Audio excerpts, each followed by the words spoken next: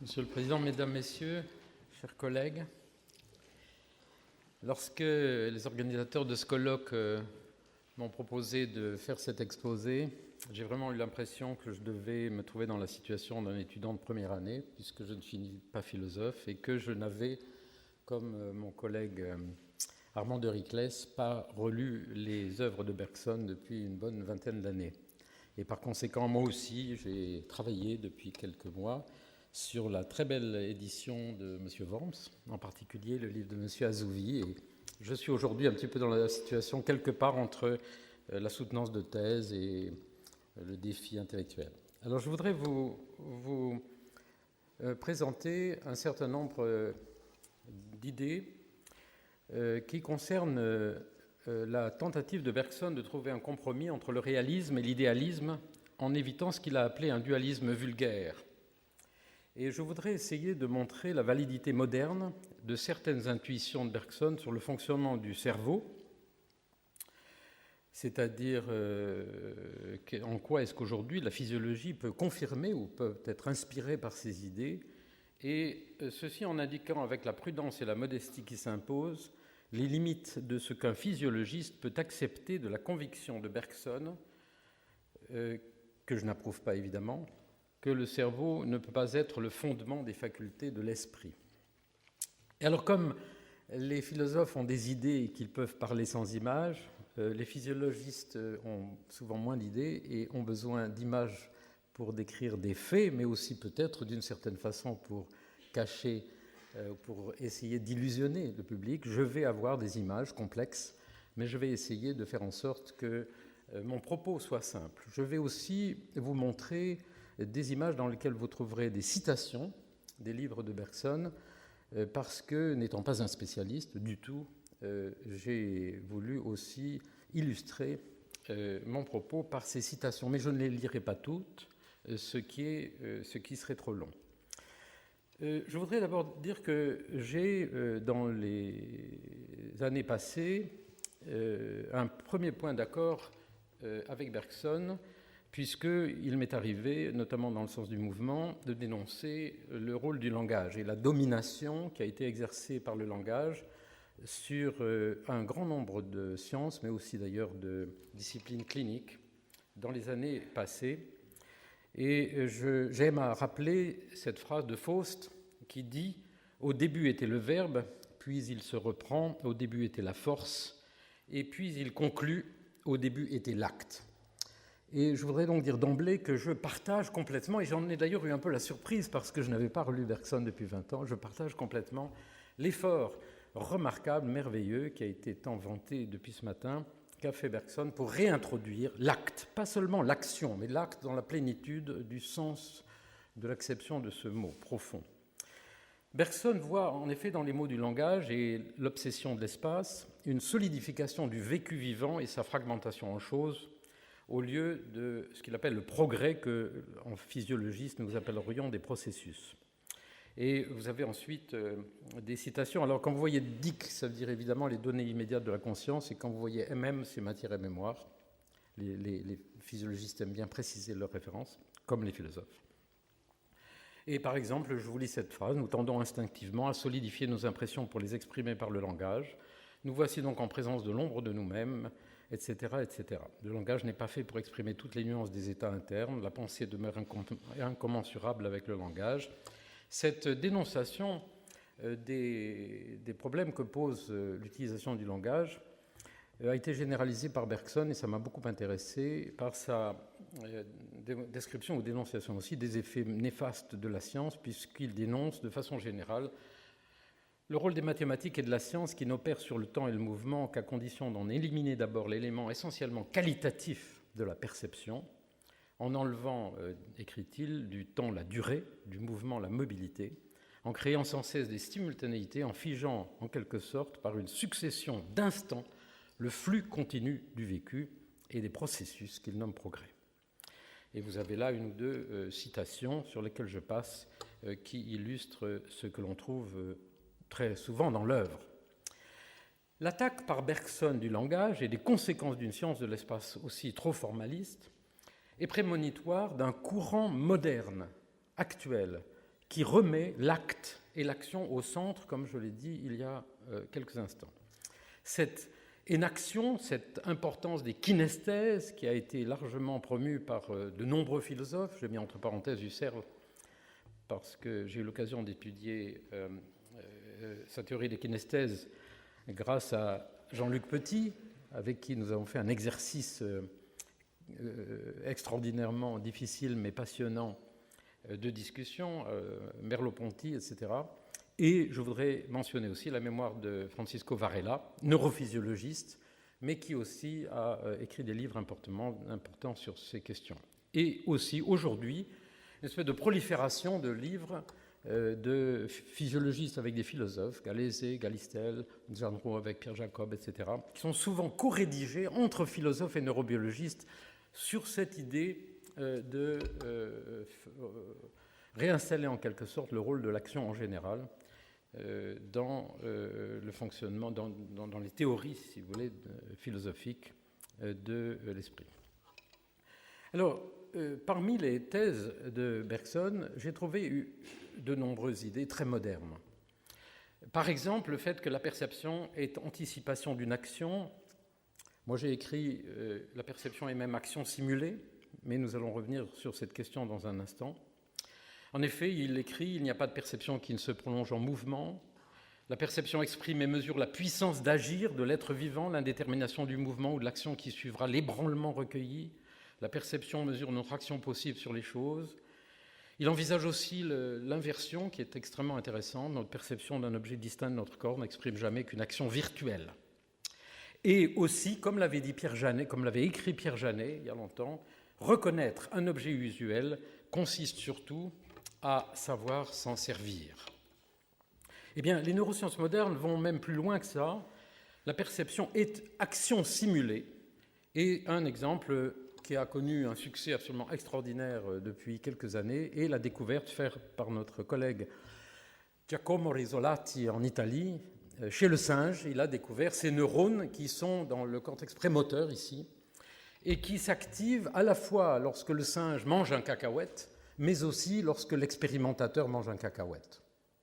C'est-à-dire que ces neurones qu'on pensait être des neurones de l'action, de la préparation de l'action de manger un cacahuète, sont en réalité des neurones qui codent une action, qu'elle soit faite par l'individu ou qu'elle soit faite par autrui. Et lorsque vous faites une action, je simule dans mon cerveau avec ces neurones miroirs et avec en fait un système miroir qui a été illustré par des expériences d'imagerie cérébrale chez l'homme, comme celle faite par Julie Grèze, qui est dans notre laboratoire et qui va rejoindre l'École normale supérieure bientôt.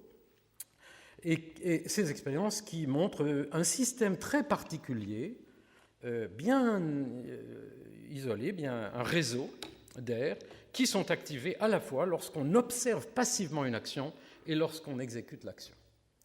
Le cerveau est un simulateur, un émulateur d'action. Toutefois, puisque nous allons jouer le jeu d'accord, pas d'accord, un point de désaccord, pour Bergson, autant que j'ai pu le comprendre, et je parle vraiment avec beaucoup de prudence devant les éminents spécialistes qui sont ici, le cerveau est essentiellement, au fond, sensorimoteur, un simple intermédiaire entre les afférences sensorielles et l'action. Et Bergson admet que la matière cérébrale peut être composée de molécules et d'atomes en interaction dynamique permanente. Il le répète souvent, nous reviendrons sur cette question. Mais il écrit aussi « À quelque image qu'on se reporte, on ne démontre pas, on ne démontrera jamais, jamais, dit-il, que le fait psychologique soit déterminé nécessairement par le mouvement moléculaire, car dans le mouvement, on trouvera la raison d'un autre... » Aïe, aïe, aïe. Ah ben oui, j'ai oublié de... On ne saura jamais que le fait psychologique soit déterminé nécessairement par le mouvement moléculaire, car dans le mouvement, on trouvera la raison d'un autre mouvement, mais non pas celle d'un état de conscience. Aujourd'hui, on estime, comme je l'ai rappelé tout à l'heure, que le cerveau est un simulateur, un émulateur d'action, et qu'il y a en réalité dans les mécanismes cérébraux à la fois des mécanismes de type sensorimoteur, dans lesquels les informations sur le monde sont transformées en mouvement, même avec des astuces comme celles qui ont été trouvées par l'évolution sur la décharge corollaire, je n'ai pas le temps d'entrer dans ce détail, mais qu'il y a en même temps des mécanismes qui permettent au cerveau, en interne, dans des boucles neuronales, où sont des modèles internes de la réalité du corps, etc., des seconds nous-mêmes en quelque sorte, des schémas du corps, des schémas du monde, des lois de la gravité, de simuler l'action sans l'exécuter. Et il suffit de faire appel aux rêves, ou de vous rappeler les rêves, pour vous convaincre qu'il n'est pas nécessaire d'avoir des informations sensorielles sur le monde pour complètement avoir l'impression de vivre et d'agir. Une intuition que Bergson a eue, une autre intuition, qui rencontre aujourd'hui beaucoup d'intérêt en neurosciences, est l'idée que l'action est indivisible, que lorsque je fais un geste, il écrit lorsque je vais de A à B, lorsque j'ai la main au point A, je la transporte au point B, parcourant l'intervalle AB, je dis que ce mouvement, dit Bergson, de A en B est chose simple, alors qu'il y a des centaines de degrés de liberté à activer. Nous le sentons, écrit-il, indivisé, indécomposable. Et il dit qu'il ne faut pas confondre trajectoire et trajet.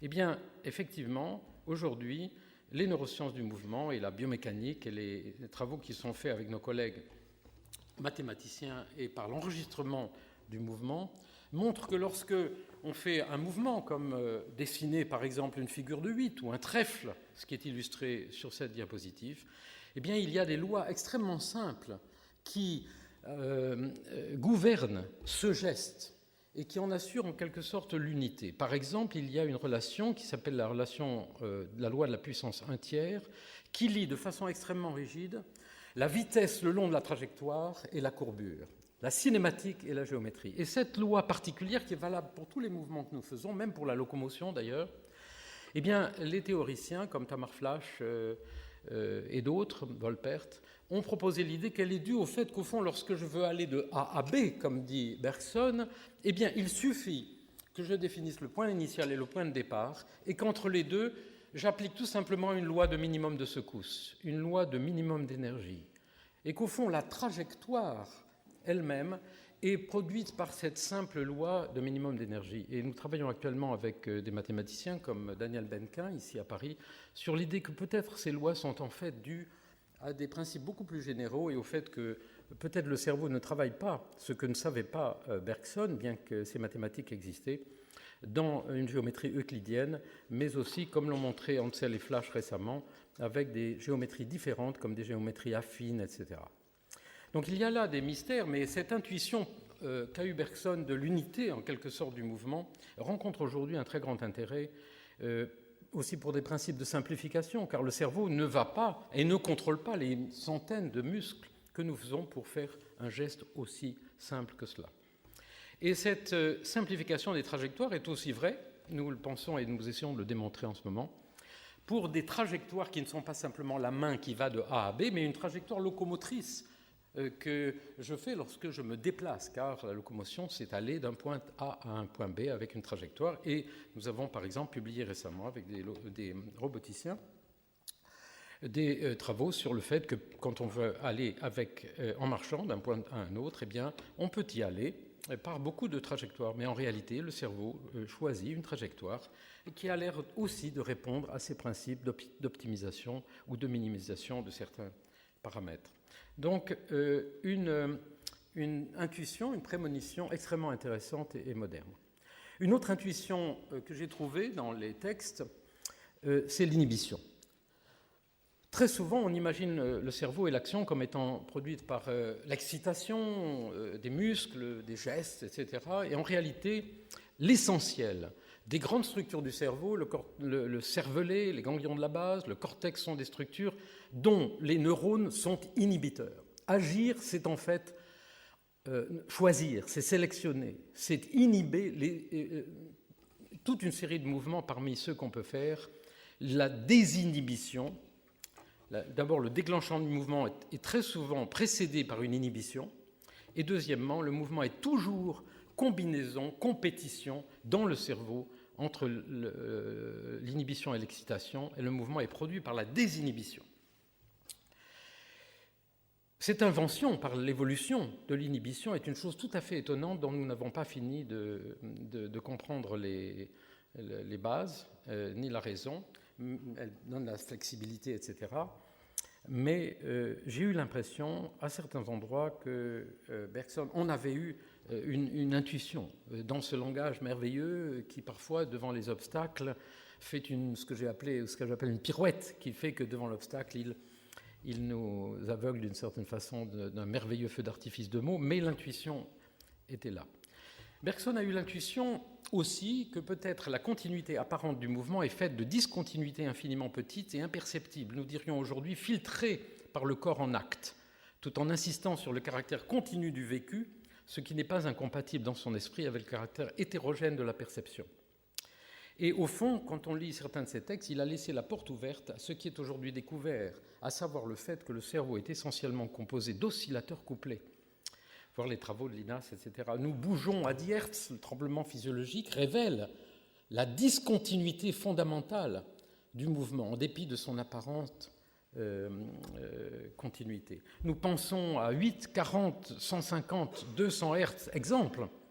Lorsqu'avec mon regard, je veux passer de l'un à l'autre, d'entre vous, je fais une saccade oculaire, un mouvement très simple qui déplace l'œil d'un point à un autre. Les mécanismes qui sous-tendent ce petit mouvement sont extrêmement complexes, mais quand on enregistre dans le cortex cérébral, ici, là où se planifie le mouvement, eh bien on s'aperçoit, et cet enregistrement est possible aujourd'hui chez les patients épileptiques qui ont des électrodes qui permettent d'explorer la localisation de leur foyer épileptique, on peut faire des enregistrements en coopération avec eux, eh bien on s'aperçoit qu'en réalité, au moment où la saccade se produit, ici vous avez le temps, et lorsqu'on regarde l'activité cérébrale et qu'on la décompose en fréquences, en oscillations, les oscillations de cette activité cérébrale, de 0 à 200 Hertz, on voit que cette saccade est sous-tendue en réalité par cette combinaison de phénomènes à des fréquences très différentes. Donc, moi, j'ai eu l'impression que Bergson avait eu une intuition de cette... Et en même temps, qu'il était dans ce paradoxe d'une reconnaissance de caractère élémentaire de cette activité et le caractère continu, global, du geste tel qu'on peut l'observer. Et il a, dans un texte, insisté sur le fait qu'une phrase, pendant la lecture, est lue de façon globale, comme un tout. Sûrement les spécialistes ici connaissent ce texte. Et voici un enregistrement qui est un peu un scoop, parce qu'il n'est pas... mais le collège est un endroit où on parle de la recherche en train de se faire, n'est-ce pas, chers collègues ? Il n'est pas, non seulement pas publié, mais je l'ai vu pour la première fois il y a 2 jours, et j'ai demandé à mes collègues de bien vouloir me permettre de vous le montrer.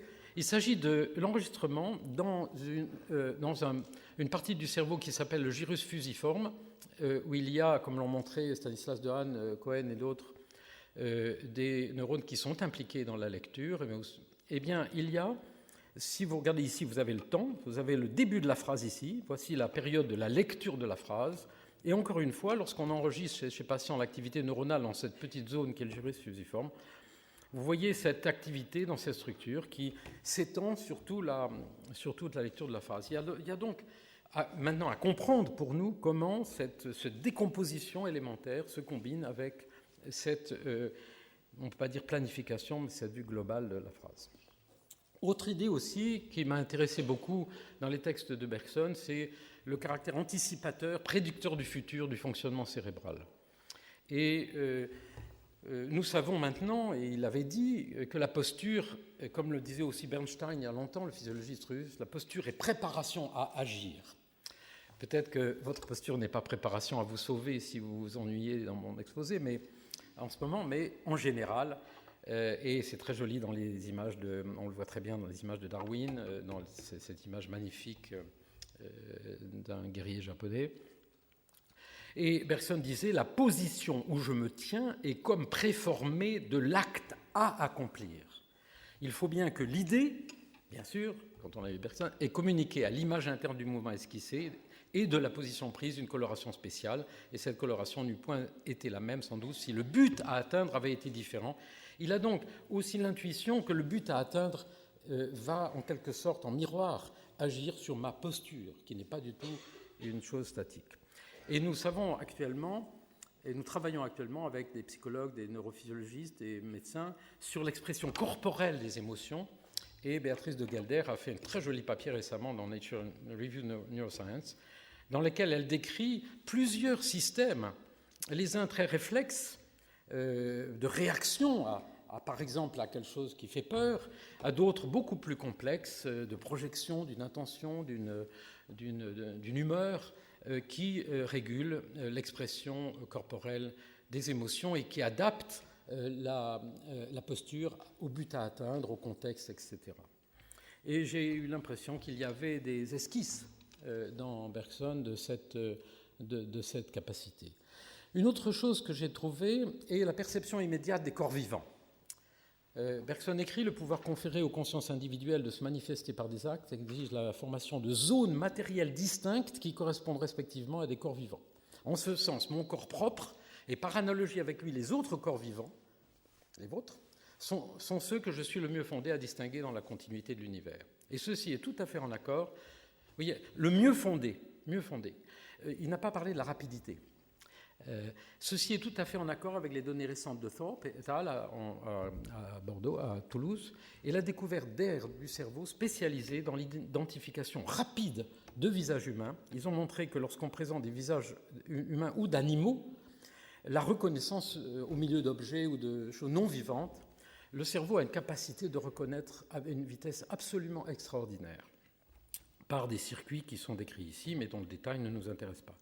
Et on a aussi découvert, tout à fait dans la lignée de ce qu'avait au fond pressenti peut-être Bergson, qu'il y a dans le cerveau des aires, comme par exemple le fusiforme dont j'ai parlé tout à l'heure, qui est ici, et qui est spécialisé dans la reconnaissance et la mémoire des corps et des visages vivants, alors que d'autres structures, comme le para-hippocampe, sont impliquées dans la reconnaissance des lieux d'une autre géométrie.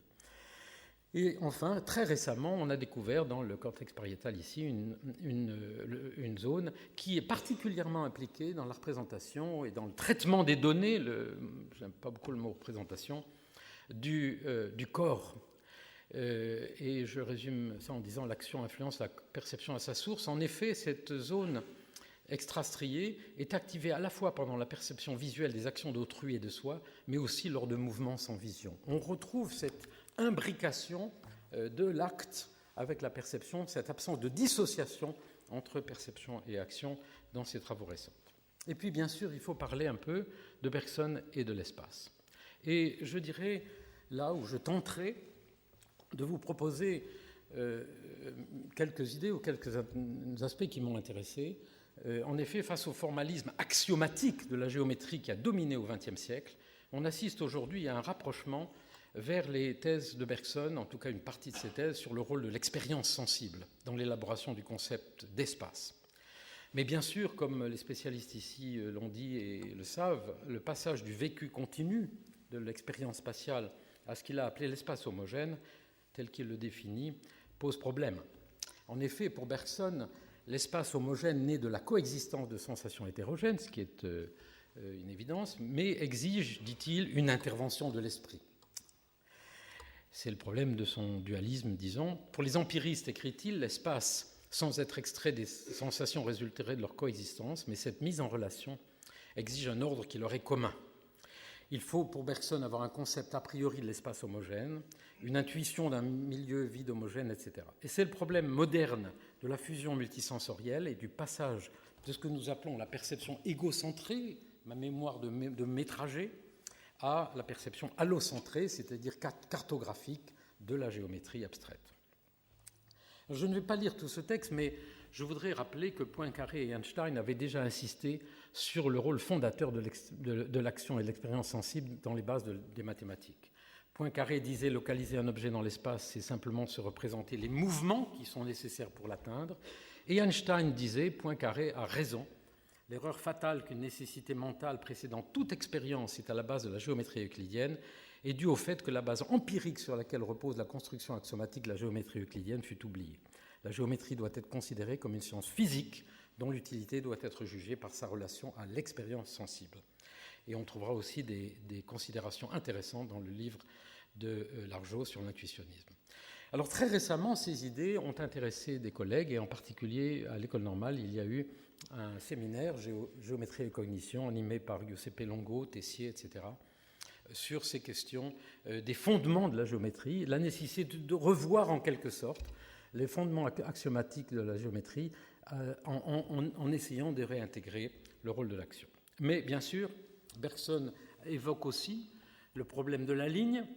Il dit, pour apercevoir une ligne sous forme de ligne, il faut se placer en dehors d'elle. Vous voyez toujours ce dialogue entre la perception égocentrée du monde et de l'espace et cette espèce de sortie que donne la carte, par exemple, se rendre compte du vide qui l'entoure et penser par conséquent un espace à 3 dimensions. Et Bernard Tessier, géomètre, mathématicien à Paris, a proposé récemment l'idée intéressante et qui va dans ce sens-là, que le concept de ligne est au fond un des fondements de la pensée de l'espace, mais qu'il vient d'une construction proto-mathématique. William James avait aussi été intéressé par ce concept de notre système perceptuel en 3D. Et il dit, au fond, nous avons effectivement une intuition du monde tridimensionnel, d'une part parce que nous avons cette ligne visuelle qui est d'une certaine façon en 3D, mais aussi parce que nous avons cet organe qui s'appelle le système vestibulaire. Et comme tout le monde sait ici, ou un certain nombre d'entre vous, que je suis un vestibulomaniaque, il est difficile de m'entendre faire une conférence sans parler de ce qui est le référentiel fondamental de toute notre perception euclidienne de l'espace, vraisemblablement, qui n'est pas seulement le sens de l'équilibre, mais qui sont ces organes qu'on a dans l'oreille interne et qui sont les organes dont la géométrie est vraisemblablement en complément avec la vision, ce qui donne une intuition peut-être de l'espace tridimensionnel. Et il faut aussi mentionner le fait que des découvertes remarquables faites il y a à peine un an sur le fait que dans une partie du cerveau, le cortex entorhinal, on trouve des neurones qui en fait codent non seulement la place où on se déplace dans l'espace, mais qui codent une véritable grille. C'est-à-dire que lorsque je suis devant vous, comme ça, dans mon cortex entorhinal, il y a des neurones qui, si je me promène dans cette place, vont s'activer. Vous voyez les petits points rouges qui sont là, et la géométrie extraordinaire. Ça, c'est une petite salle circulaire dans laquelle un rat se promène. Et chaque fois que le rat passe par ces points-là, ces neurones s'activent. Vous voyez cette géométrie qui est extraordinairement claire de l'activation de ces neurones. Autrement dit, il y a effectivement une organisation de l'analyse de l'espace dans notre cerveau qui est peut-être d'ailleurs elle-même à la base de la géométrie.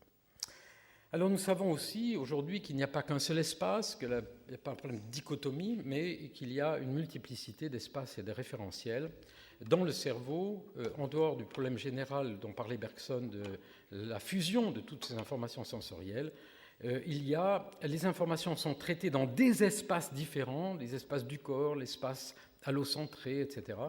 Et le problème de l'unité de la perception, qui a tellement intéressé Bergson, reste aujourd'hui tout à fait ouvert, mais stimulant. Et même chose, Bergson a distingué 2 grandes catégories d'espace, vous le savez, celui d'un trajet vécu, mémorisé comme une succession d'événements, celui d'un espace homogène, abstrait. Et nous savons aujourd'hui que ces 2 stratégies, par exemple, si je vous demande de vous rappeler le chemin que vous avez fait de l'entrée du collège jusqu'ici, vous pouvez vous rappeler vos mouvements, ou on pourra vous avoir donné une carte. Ces 2 façons de traiter l'espace sont dans le cerveau, traitées dans des réseaux différents. Et vous voyez bien que ce que j'essaye de faire avec mes images, c'est de réintégrer le cerveau là où Bergson a essayé de l'extraire. Donc ces 2 types de géométrie sont bien traités, fabriqués dans le cerveau, dans des circuits qui sont complexes et qui sont différents, mais c'est bien dans le cerveau que ça se passe. Et aussi, bien sûr, là je vais passer ça sur le fait que ces processus sont aussi produits par des processus très oscillants. Alors je voudrais terminer en parlant un petit peu de Bergson et de la mémoire, puisqu'on m'a demandé d'en parler. Et je ne serai pas très long sur ce point. Bergson a l'intuition de 2 mémoires, 2 sortes de mémoires. La première enregistrerait sous forme d'images souvenirs tous les événements de notre vie quotidienne, pardonnez la faute d'orthographe, à mesure qu'ils se déroulent. Cette première mémoire imagine, écrit Bergson, la deuxième ne nous représente plus le passé, elle le joue. Aujourd'hui, nous savons qu'en réalité, il y a plusieurs mémoires, explicites, implicites, sémantiques, de travail épisodique, qui ont toutes leur base dans le fonctionnement du cerveau. Et le problème est que pour Bergson, la mémoire et surtout le souvenir pur dont il parle ne sont pas des fonctions du cerveau. Il écrit « La mémoire, pas plus que la perception elle-même, n'a sa condition réelle et complète dans un état cérébral. Si l'on pouvait établir, rêve-t-il, que le processus cérébral ne répond qu'une très faible partie de la mémoire, on aurait alors la nécessité d'ériger l'esprit en réalité indépendante. » Et j'ai trouvé une autre citation, « La suppression du cerveau laisse vraisemblablement subsister la vie consciente », ce qui m'a beaucoup étonné.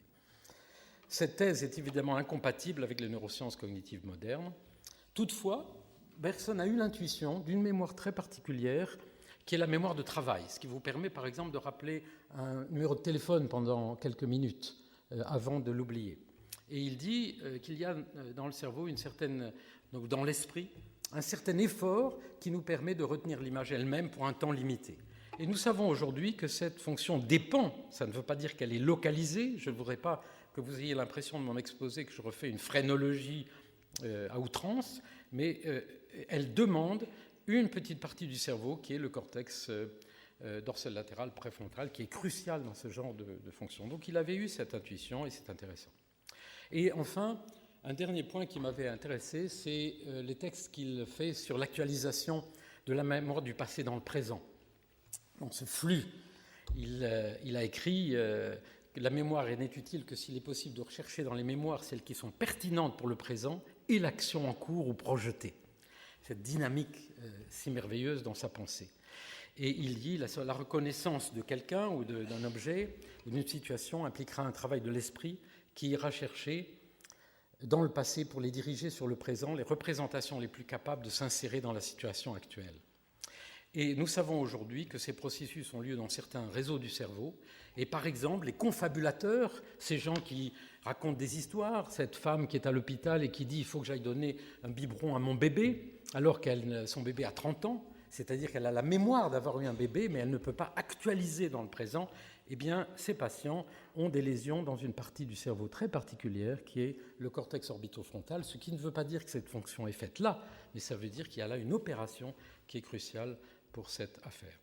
Je vais passer sur l'émotion. Bergson aussi a eu l'intuition du caractère très anticipateur de l'émotion, qui n'est pas là simplement pour réagir à une situation, mais pour préparer pour le futur. Et je termine, et là, cette fois, je termine vraiment, non pas en parlant du rire, vous connaissez tous son livre et ses théories sur le rire, mais pour vous montrer ces deux images du fait que récemment, nos amis neurologues ont découvert qu'on peut déclencher le rire par des stimulations électriques de certaines parties au centre du cerveau et que notre collègue Philippe Cahanet s'est hasardé ici même au Collège de France il y a 2 ans à proposer un circuit qui bien sûr n'explique pas le rire et qui ne permet pas de discuter les théories de Bergson, mais qui pourra peut-être permettre à l'avenir d'avoir des discussions intéressantes pour relire son livre à la lueur de ces découvertes.